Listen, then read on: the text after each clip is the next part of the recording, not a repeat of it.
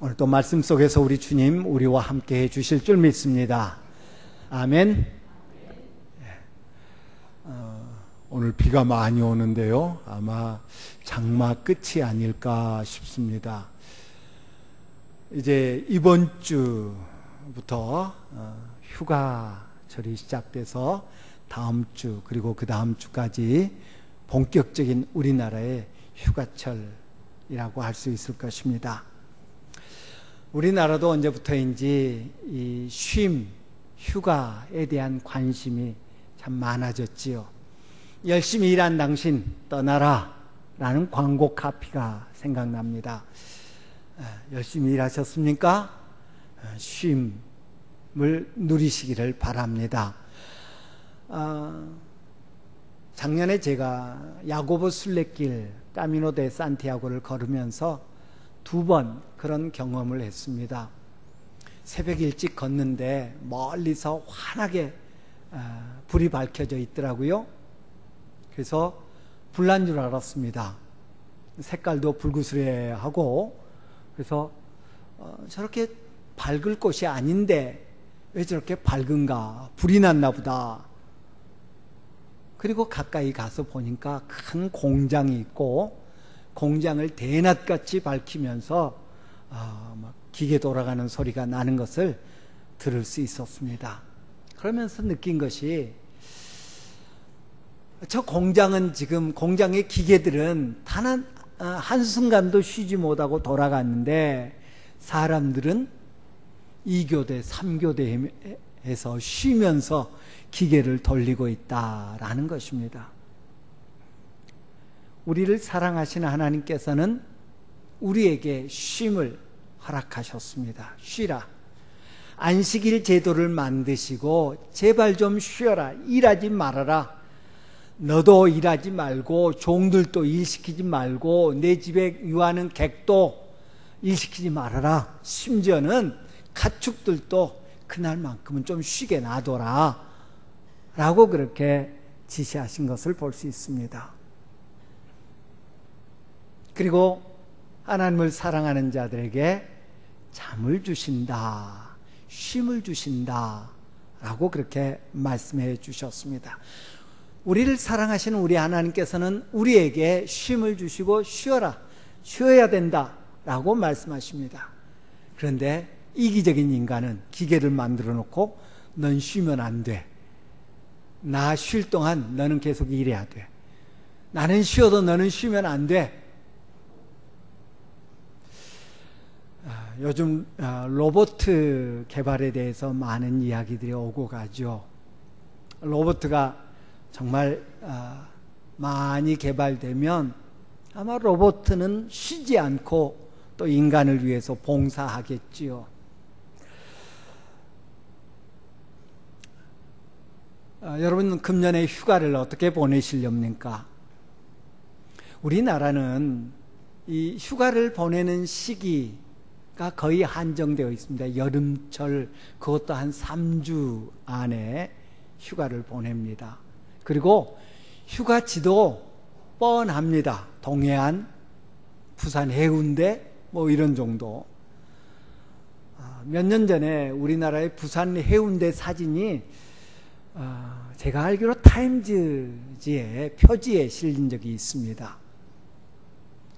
백사장이라고 하는 백사장은 온통 빛이 파라솔로 덮여 있는 그 사진이 우리에게는 매우 친밀한, 친숙한 사진인데 외국 사람들은 이해를 못한답니다. 우리나라 사람들이 종종 외국의 휴양지로 여행을 가면 거기서 아주 편히 이렇게 여유롭게 쉬는 외국인들을 보면서 참 부러워합니다. 휴가, 휴식이라는 단어들 가운데 영어로 recreation이라고 하는 단어가 있습니다. 우리 흔히 recreation이라고 하죠. recreation, 다시라고 하는 re라고 하는 말과 창조한다고 하는 creation이라고 하는 말이 합해진 말입니다. 재창조, 그런 의미죠. 휴식을 통해서, 쉼을 통해서 활기를 회복하는 것을 의미합니다. 혹시 성당에 다니시는 여러분 주변에 친구분들 계시면 피정 간다라는 말 들어보셨을지 모르겠습니다. 피정이라는 표현을 합니다. 일주일, 보름 정도를 수도원에 가서 혹은 우리 교회 표현으로 하면 기도원에 가서 있으면서 몸의 쉼과 영혼의 쉼을 누리는 그런 시간입니다. 영어로 리트리트 한다라고 하는 그런 표현을 씁니다. 쉼은, 하나님께서 우리에게 쉼을 주시는 것은 그 쉼을 통해서 힘을 얻고, 쉼을 통해서 활력을 얻고, 쉼을 통해서 다시 새로운 출발을 하기 위함입니다. 그런데 우리나라는 휴가가 오히려 피곤해요. 휴가가 전쟁이에요. 집 떠나면서부터 전쟁이에요. 먹을 것 막 이것저것 싸서 챙기느라고 전쟁. 그걸 차에 싣고 집 떠났더니 고속도로 막혀서 또 전쟁. 해수욕장 갔더니 자리세 때문에 전쟁. 집에 돌아오면 오히려 더 피곤합니다. 집에서 수밖에 먹고 쉬는 게 제일 좋은 쉼인 것 같습니다. 많은 전문가들이 쉼을 위해서, 리크리에이션이나 리트리트를 위해서 제안하는 쉬는 방법이 크게 두 가지가 있습니다. 책을 읽으십시오. 독서입니다. 혹은 여행을 하십시오.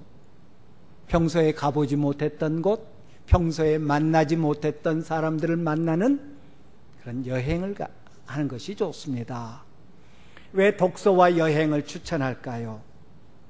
간접 경험을 더 많이 할 수 있는 방법이기 때문입니다. 사람은 내 안에 무엇이 담겨 있느냐에 따라서 행동 거지가 결정됩니다. 내 안에 많은 정보들이 담겨 있으면 문제에 부닥쳤을 때 혹여 곤란한 일이 있을 때에 그 많은 정보들을 바탕으로 해서 그 문제 해결하는 법을 얻게 됩니다.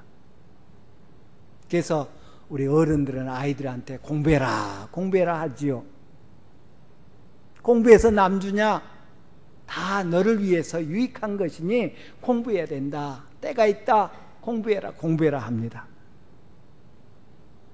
더 많은 정보들을, 더 많은 지식들을 담고 있어서 혹여 있을 수 있는 여러 가지 문제에 잘 대처할 수 있도록 돕기 위함입니다.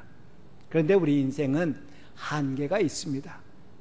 직접 경험하면 참 좋겠는데, 이것저것 다 경험해보면 좋겠는데 그러지 못합니다. 그래서 독서를 통해서 책을 읽음으로 먼저 경험해봤던 사람들의 정보를 우리가 습득합니다.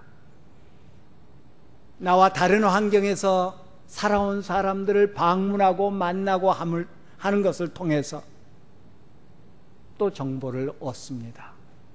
그런 정보들이 우리에게, 그런 체험들이 우리에게 여러 가지 유익을 줍니다. 체험하는 것 참 중요한 일입니다. 직접 체험이든 간접 체험이든 참 중요한 일이 아닐 수 없습니다. 오늘 본문에 두 부류의 사람들이 나옵니다. 그리고 그 두 부류의 사람들이 서로 어떻게 대하고 그 두 부류의 사람들이 결국 어떤 결과를 낳느냐 하는 것을 보여주는, 우리에게 좋은 교훈을 주는 그런 본문입니다. 베드로 사도가 감옥에서 구출을 받습니다. 감옥에서 나와서 감옥을 다 벗어난 다음에야 내가 정말 구출됐구나, 내가 감옥에서 정말 나왔구나 깨닫습니다. 그리고는 요한 마가의 어머니 집으로 갑니다. 아마 평소에 거기서 성도들이 늘 모였던 것 같습니다. 예루살렘에 수많은 예수 믿는 사람들이 생겨났지만 건물은 짓지 않았습니다. 그래서 가정교회에서 예배드리는 것입니다. 아마 이 요한 마가의 어머니네 다락방이 그 일을 하는데 매우 적합했던 것 같습니다. 성지순례를 통해서 예루살렘 가보셨던 분들은 요한 마가의 다락방을 갔었습니다마는 아주 널찍한, 그래서 많은 성도들이 모이기에 적합한 그런 장소였습니다.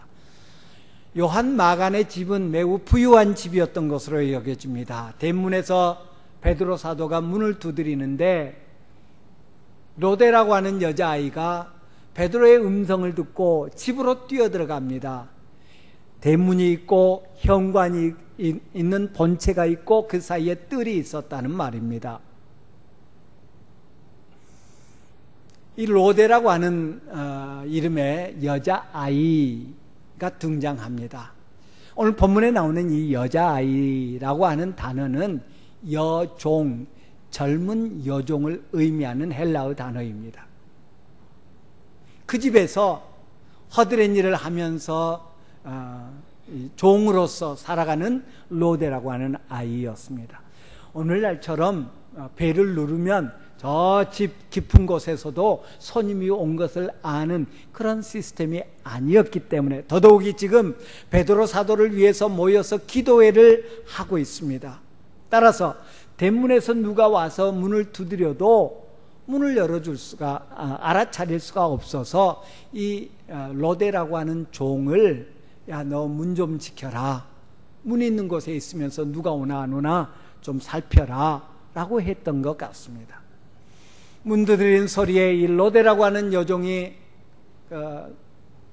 젊은 여자아이가 가서 봅니다. 누구십니까? 물었겠지요. 나 베드로다. 아마 대답했겠지요. 오늘 본문에 자세한 언급은 없지만 베드로가 문을 두드리고 이 로데라고 하는 여자아이는 곧바로 그 음성이 베드로의 음성임을 알아차렸습니다. 그리고 너무 기쁜 나머지 문 열어주는 것도 잊어버린 채 안채로 뛰어들어갔습니다. 그리고 선생님 저 문 밖에 계십니다. 베드로 선생님 오셨습니다. 기쁘게 고백합니다. 오늘 본문에 나오는 이 여자아이의 모습을 통해서 너무 기쁜 나머지 문 열어주는 것도 잊어버리고 뛰어들어가는 모습을 통해서 베드로의 음성인 것을 곧 알아차리는 모습을 통해서 이 로데라고 하는 아이는 베드로 선생님을 매우 존경했고 흠모했고 베드로 선생님의 말에 귀를 기울였던, 미루어 짐작컨대 비록 종의 신분이었지만 예수님을 주와 구주로 영접한 아이였다, 소녀였다 라고 추론할 수 있습니다. 무슨 소리냐? 너 미쳤냐? 반응합니다. 그러자 로데가 어떻게 반응합니까? 힘써 말하되 참말입니다 라고 대답했다고 오늘 본문은 기록하고 있습니다. 평소에 로데 같은 모습이 아니었을 것입니다. 주인이 시키면 종은, 우리가 말하는 종, 저 어렸을 때 우리 살기가 어려우니까 숟가락 좀 덜고자, 좀 잘 사는 집에 가서 얹혀서 사는 그런 우리 주변 분들 계셨습니다. 흔히들 식모라고 하면서 허드렛 일하고 빨래하고 집안 청소하고 하면서 이렇게 가사를 돕는 그런 일을 했던 분들이 계십니다. 그런 의미의 여종과 다릅니다. 이 로데는 노예였습니다. 노예 신분으로 주인이 시키면 그냥 순종하는 것이 바른 태도였습니다. 아마 평소에 로데는 그랬겠지요. 어른들이 하는 말에, 주인이 하는 말에 예만 했겠지요. 그런데 오늘은 달랐습니다. 문 밖에 베드로 선생님이 와 계십니다. 무슨 소리냐? 너 미쳤냐? 그러자 이 로데는 힘써 말합니다. 목에 핏줄을 세우면서 이야기합니다. 눈을 똑바로 쳐다보면서 이야기합니다. 분명히 오셨습니다. 나 거짓말 안 합니다. 진짜입니다. 참말입니다. 라고 담대히 이야기합니다. 자기가 주장하는 바를, 자기가 말하는 바를 조금도 굽히지 않습니다. 얼마나 담대하게 말하는지, 그러면 네 말이 맞다면 그의 천사가 왔나 보다 라고 이야기하기에 이르기까지 합니다. 무엇이 이로대로 하여금 담대하게 만들었을까요? 무엇이 이로대로 하여금 힘써서 이야기할 수 있게 만들었을까요? 바로 체험이기 때문입니다. 내가 만났기 때문입니다. 내가 알았기 때문입니다. 베드로 사도께서 문 밖에서 분명히 베드로 사도의 육성으로 이야기하는 것을 내가 들었기 때문입니다. 믿음은, 체험은 우리로 담대하게 만듭니다. 누가 뭐래도 내가 체험했습니다. 누가 뭐래도 내가 만났습니다. 누가 뭐래도 내가 보았습니다. 누가 뭐래도 저와 여러분에게 이런 체험이 있어서, 이런 신앙의 체험이 있어서 복음에 대해서 담대한 그런 우리들이 되기를 바랍니다. 어떻게 하나님이 그럴 수 있어? 어떻게 예수님이 그럴 수 있어? 라고 사람들이 말할 때, 너 미쳤다 라고 말할 때, 그럼에도 불구하고 내가 만난 예수, 내가 믿은 예수에 대해서 담대하게 이야기할 수 있는 그런 우리들이 되기를 간절히 바랍니다. 또한 오늘 본문에 베드로가 나옵니다. 계속해서 문을 두드리니까 아마 사람들이 같이 나갔겠지요. 가서 보니까 정말 베드로 사도께서 거기 계십니다. 어떻게 오셨습니까? 어떻게 된 일입니까? 막 소란스러웠겠죠. 조용히 시키고 안으로 들어가서 자초지종을 이야기합니다. 군사들이 쇠사슬로 나를 묶어서 양쪽에서 나와 함께 자고 있는데 누가 내 옆구리를 세게 치더라. 그래서 눈을 떠보니까 감옥이 막 광채가 나고 주님의 사자가 와 있는데 그가 나한테 일어나라고 그러더라. 일어나려고 하니까 손에서 쇠사슬이 저절로 벗겨지더라. 그리고 옷을 입으라고, 신을 신으라고, 띠를 띠라고 하니까, 그대로 하니까 주의 사자가 나를 데리고 나오는데 옥문이 자동인 거야. 싹 다가서니까 열리고, 싹 다가서니까 열리고. 아마 그때부터 자동문이 생겼는지 모르겠습니다. 그것을 듣는 사람은 얼마나 황당한 이야기입니까? 얼마나 비이성적인 이야기입니까? 공상과학에나 나오는, 그 당시 공상과학에나 나올 수 있는 그런 픽션 같은 이야기입니다. 그런데 베드로는 그 이야기를 합니다. 그리고 그들에게만 이야기할 뿐만 아니라 그 자리에 없었던 다른 사람들에게도, 야고보를 비롯한 다른 사도들에게도, 다른 성도들에게도 내가 이렇게 구원받았다고, 구출받았다고 하는 이야기를 좀 전해주라. 베드로가 왜 그럴 수 있었을까요? 내가 경험했기 때문에.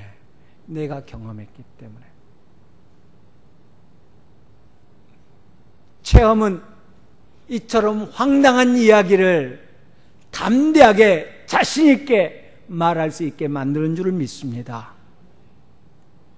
예수님이 내 죄를 위해서 십자가에 죽으셨다.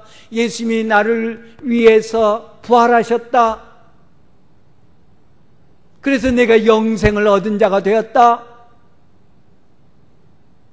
주님 나로 체험하게 해 주십시오. 주님 나로 체험적으로 알게 해 주십시오. 우리 지난주일 오후에 사형리의 그 그림을 통해서 보았습니다. 우리 신앙에 3대의 요소가 있다는 것을 보았습니다. 지식, 의지, 감정이 있어야 합니다. 하나님의 말씀을 통해서 하나님에 대한, 우리 주님에 대한 지식이 있어야 바른 신앙생활을 할 수 있습니다. 믿음이라고 하는 의지가 있어야 우리 인생에 나타날 수 있는 여러 가지 우여곡절 속에서 믿음 지켜갈 수 있습니다. 그런가 하면 감정적인 요소, 체험이 있어야 된다는 말입니다. 체험이 있어야 됩니다. 도마라고 하는 제자는 다른 사도들이 모여 있을 때 그 자리에 함께 있지 못했습니다. 그런데 그때 예수님이 제자들에게 나타나셨거든요. 부활하신 후에. 나중에 도마가 오니까, 야, 예수님, 우리 선생님 부활하셔서 오셨다 가셨어. 무슨 소리냐? 나 못 믿겠는데.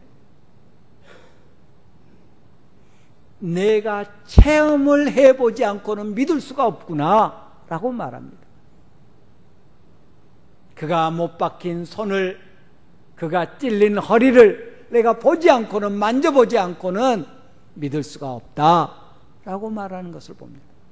그리고 체험한 그는, 나중에 예수님을 만난 그는 고백합니다. 나의 주 나의 하나님이십니다. 당신은 나의 주 나의 하나님이십니다 라는 위대한 고백을 하는 것을 봅니다. 하나님, 내게 주님의 능력을 체험하게 해주십시오. 주님과 만나는 체험이 있게 해주십시오. 주님을 바로 아는 체험이 있게 해주십시오. 우리의 기도의 제목이 되어야 될 줄 믿습니다. 반면에 그 마가의 다락방에 모였던, 마간의 집 다락방이죠. 거기 모였던 성도들을 한번 봅시다. 보지 못해서 믿지 못합니다. 로데라고 하는 여자아이가 와서 선생님이 오셨습니다. 저 문 밖에 베드로 사도께서 계십니다 라고 이야기하는데, 너 미쳤다 라고 말합니다. 안식 후 첫날 여자들이 예수님의 시신이 넣어졌던 무덤에 갔다가 예수님이 부활한 사실을 알게 됩니다. 그리고 사도들에게 뛰어와서 이야기합니다. 그러자 사도들은 믿지 못합니다. 사도들은 그들의 말이 허탄한 듯이 들려 믿지 아니하나, 허탄한 말이라고, 허탄하게 들었다고 그렇게 이야기합니다. 왜? 보지 못했으니까요. 체험하지 못했으니까요. 들려오는 말이 허탄하게 들립니다. 미친 이야기라고 들린다는 말이지요.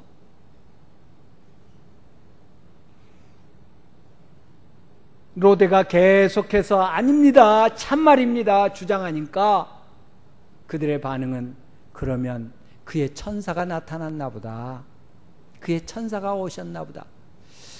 헤롯이 베드로를 죽이려고 감옥에 가두었다는 사실을 이들도 알고 있었습니다. 따라서 로데가 지금 베드로가 문 밖에서 문 두드리고 있습니다 라고 하니까, 헤롯이 벌써 우리 사도를 죽였나 보다. 그래서 그의 영이, 그의 혼이, 그의 천사가 온 것 아니겠느냐라고 여겼습니다.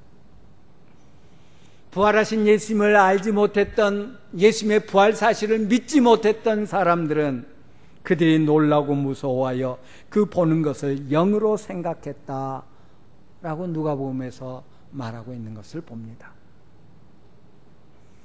현실인데 믿지 못합니다. 왜? 내가 직접 보지 못했으니까. 그랬던 그들이 베드로를 본 다음에 베드로의 설명을 듣습니다. 농담도 심하시지 라고 반응하지 않습니다. 믿지 못했던 그들이 체험하지 못했기 때문에, 베드로를 만나보지 못했기 때문에 믿지 못했던 그들이 미쳤다고 하고 이미 돌아가셨나 보다고 했던 그들이 베드로의 황당한 이야기를 아무 소리 않고 수용합니다. 미루어 짐작한데 다른 사람들에게 베드로 사도께서 이렇게 감옥에서 나오셨대, 베드로 사도께서 이렇게 감옥에서 나올 수 있었대 라고 전하는 일을 게을리지 아니했을 것입니다. 체험은 이들을 변화시켰다는 말입니다. 체험하기 전, 베드로를 만나기 전과 베드로를 만난 다음에 이들의 모습이 놀라웠게 달라지는 모습을 볼 수 있습니다. 체험적인 신앙이 필요하겠죠? 그를 위해서 기도합시다. 하나님 우리에게, 하나님 우리 자녀들에게, 하나님 내가 복음을 전하고자 하는 전도 대상자에게 주님의 능력이, 주님의 역사가, 주님의 임재하심이 체험되게 해 주십시오.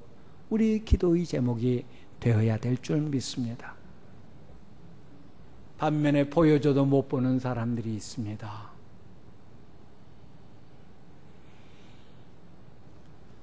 그 다음날 이제 무교절 기간이 끝나죠. 베드로를 죽이려고 찾아보니 베드로가 보이지 않습니다.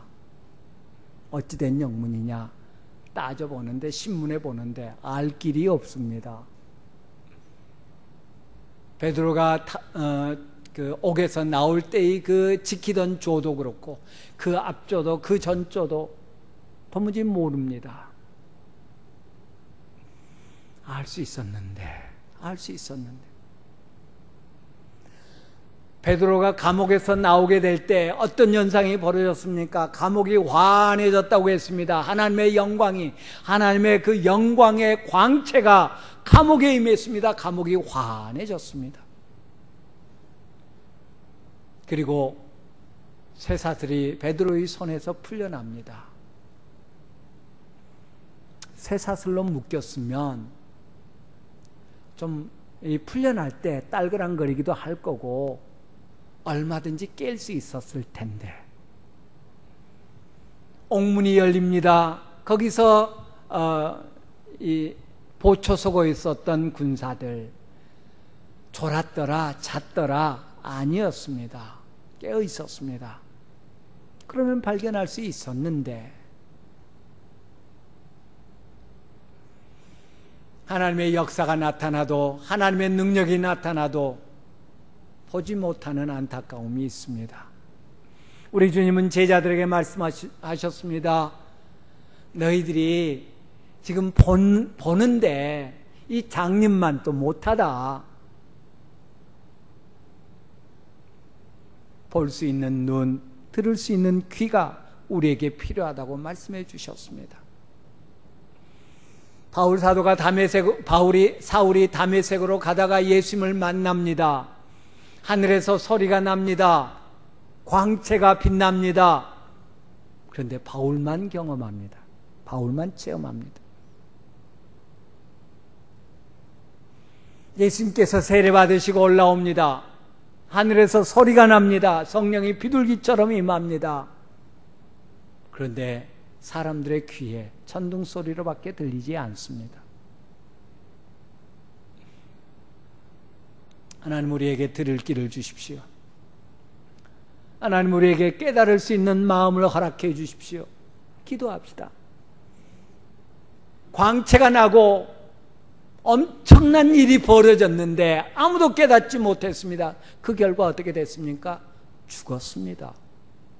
비참한 최후를 맞이합니다. 영문도 모른 채, 뭐가 어떻게 된지도 모른 채.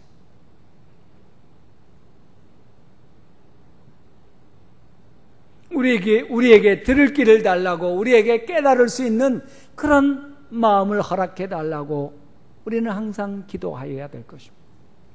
똑같은 성경 말씀을 읽는데 하나님의 말씀으로 받고 은혜를 받습니다. 똑같은 성경을 읽는데 그저 졸리기만 합니다. 똑같은 설교를 듣는데 이선학이라고 하는 사람의 목소리로 들으면 별로 재미가 없습니다. 하나님의 도구로 알면, 하나님의 나팔로 알면 하나님께서 내게 지금 말씀하시는구나. 아, 내가 이 문제를 놓고 기도해야 되겠구나.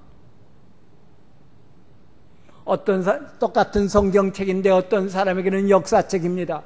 어떤 사람에게는 문학서적입니다. 어떤 사람에게는 옛날 이야기가 됩니다. 어떤 사람에게는 하나님의 말씀이 됩니다. 들을 길을 갖는 우리 모두가 되기를 간절히 바랍니다. 헤롯이라고 하는 사람이 있습니다. 헤롯 왕이 그 모든 사실을 알게 되고 신문하고 그 간수들을, 그 병사들을 다 죽이라고 말합니다. 사도행전 16장에 보면 빌립보 감옥에 있던 간수가 지진이 일어나고 옥문이 열린 것을 알고는 자결하려고 합니다. 바울과 실라가 우리 도망 안 갔으니 내 몸에 손대지 말아라 해서 살게 되지요. 당시에는 죄수가 도망가면 그 죄수를 지키던 사람, 간수나 군인이 그 죄수가 당할 일을 대신 당해야 했다고 합니다. 베드로를 죽이려고 작정하고 있었기 때문에 베드로를 지키던 사람들 16명이 희생됩니다. 그런데 그들이 무슨 죄입니까? 이 헤롯이라고 하는 사람, 이 역사가, 이 일이 하나님께서, 우리 주님께서 하시는 일이라는 것을 알았더라면 어떻게 됐을까요? 병사들이, 베드로를 지키던 병사들이 그 모든 되어지는 일들을 혹시 목격했더라면, 체험했더라면 어떻게 됐을까요? 주님의 권능 앞에, 하나님의 영광 앞에 아마 손을 들었을 것입니다. 그런데 완악한 마음은, 강팍한 마음은 깨닫지 못합니다. 알아차리지 못합니다. 그래서 악의 그 악순환을 계속하는 것을 볼 수 있습니다. 군사들을 다 죽이라고 명령한 다음에 마음이 몹시 상했던 것 같습니다. 그래서 해안 도시요 휴양 도시였던 가이사라로 건너가서 거기 머뭅니다. 가이사라에 왕궁이 있었기 때문에 거기 머뭅니다. 그런데 그 갈릴리 저 북쪽에 사는 두로와 시돈 사람들과 갈등이 있었습니다. 무슨 이유에서인지 모르는데 헤롯이 그들을 몹시 못마땅하게 생각했습니다.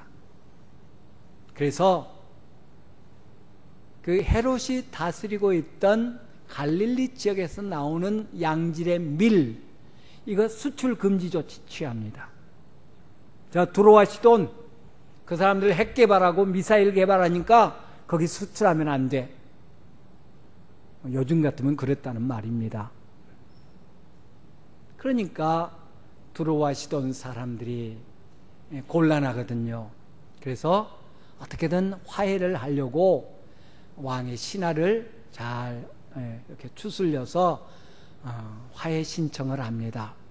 아마 그것이 잘 되었던 것 같습니다. 그래서 어느 날 연회를 베풉니다. 제2세기의 역사학자, 유대의 역사학자였던 요세푸스라고 하는 사람이 역사서라고 하는 그런 책을 썼습니다. 그 책에 의하면 이 사도행전 당시의 그 유대에 일어났던 일들을 잘 기록하고 있어서 도움이 됩니다. 조금 과장된 부분도 없지 않습니다만은 아무튼 참고 자료로 좋은 그런 자료입니다. 그는 크리스찬이 아님에도 불구하고 이 기독교 공동체에 대한 그런 언급들을 많이 하고 있습니다. 그가 기록한 책에 의하면 헤롯 아그리파 1세, 오늘 본문에 나오는 헤롯이 죽는 그런 모습이 나옵니다.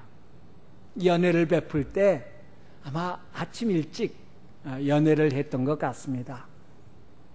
연회장에 왕복을 입고 나오는데 그 왕복은 은으로 은장식이 되어 있는 은색의 왕복이었다고 합니다. 그걸 입고 높은 단상에 올라 앉았는데 마침 해가 떠오릅니다. 해가 떠오르면서 그 햇빛이 왕복에 비쳐서 아주 휘황찬란하게 빛이 납니다. 그리고 헤롯이 연설을 합니다. 가뜩이나 헤롯의 마음을 상하게 해가지고 미움을 샀던 이 두로와 시돈 사람들을 중심으로 왕에게 아부를 합니다. 이거는 사람의 소리가 아니다. 이거는 신의 소리다. 신들이 소리하는 것과 같다. 왕을 신격화합니다. 그런데 헤롯은 그에 대해서 아무 말도 않습니다. 요세푸스의 기록에 의하면 그때 헤롯이 하늘을 향해 고개를 들었고 올빼미 한 마리가 헤롯 위에 앉았다. 그리고 잠시 후에 헤롯이 크게 복통을 호소하기 시작했다고 그럽니다. 엄청난 복통을 호소했고 그로부터 5일 후에 헤롯은 숨을 거두었다라고 그렇게 기록하고 있습니다. 그리고 또 다른 기록에 의하면, 외전에 의하면 그가 죽자 그의 몸에서, 장기에서 온갖 구더기 같은 벌레들이 기어 나왔고, 그리고 그 몸에서 심한 악취가 났다라고 그렇게 기록하고 있습니다. 오늘 본문에 기록한 것과 흡사한 내용이죠. 벌레가 먹어 죽더라. 하나님을 알지 못하고 하나님을 경험하지 못했던 이 헤롯은 주님의 일을 막는 데 급급했습니다.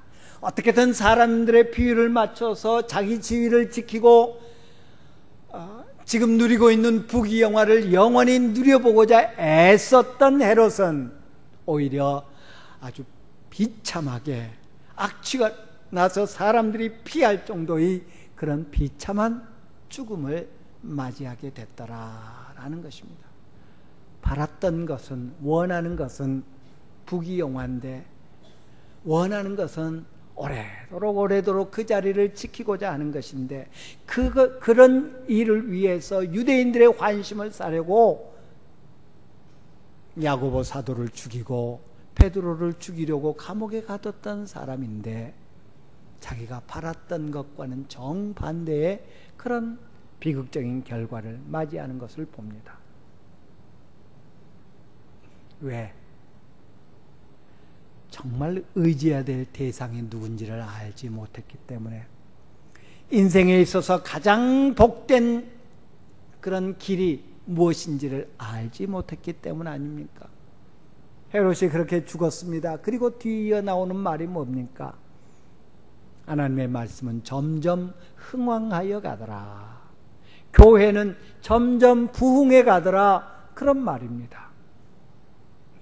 헤롯은 교회가 이렇게 부흥되는 것을 막으려고, 그래서 유대인들의 환심을 사려고 애를 썼는데, 그렇게 하던 헤롯은 비참하게 죽고, 헤롯이 막으려고 했던 교회는 점점 흥왕해 가더라, 부흥해 가더라 라고 말하고 있습니다. 왜? 주님의 능력이 함께하기 때문에, 주님의 도우심이 함께하기 때문에, 주님의 역사가 함께하기 때문에, 주님이 그런 계획을, 그런 뜻을 세우셨기 때문에 오늘 우리는 어느 편에 서 있는가 생각해 봅니다. 사도행전 26장에 보면 바울 사도가 예루살렘에 갔다가 잡혀서 재판받는 장면이 나오죠. 그 로마의 관료들 앞에서 자신을 변호할 기회를 얻습니다.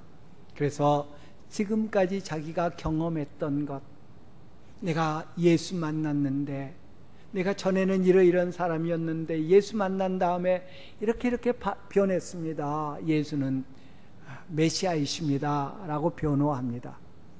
그때 베스도라고 하는 총독이 바울의 말을 막으면서, 바울아, 너 미쳤구나. 내 많은 학문이 너를 미치게 만들었구나 라고 이야기합니다. 나 미치지 않았습니다. 나 제대로 된 정신으로 지금 이야기하는 것입니다. 그런데 사람들의 눈에는 미쳐 보입니다. 왜? 바울이 경험했던 것을 베스도 총독은 경험해 보지 않았기 때문에, 바울이 만난 예수를 베스도를 비롯한 그 사람들은 만나보지 못했기 때문에, 오늘 우리는 어떻게 반응하는지요?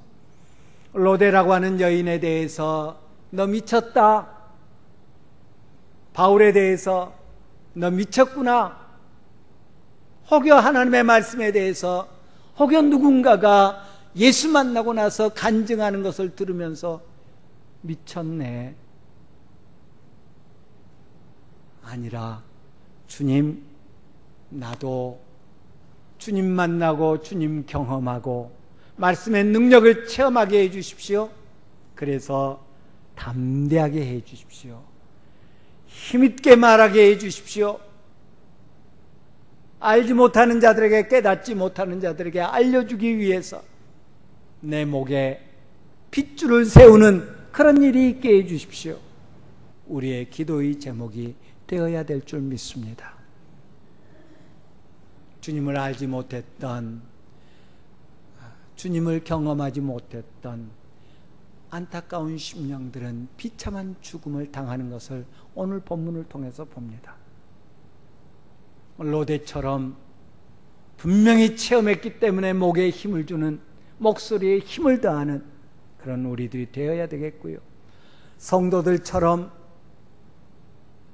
비록 처음에는 체험하지 못해서 오해했지만 만난 후에 변화되는 우리들이 되어야 되겠고요. 베드로 사도처럼 황당한 이야기지만, 비이성적인 그런 이야기지만 내가 경험했기 때문에 자신 있게 담대하게 말할 줄 아는 그런 우리들이 되기를 간절히 바랍니다. 기도하겠습니다. 좋으신 내 아버지 하나님,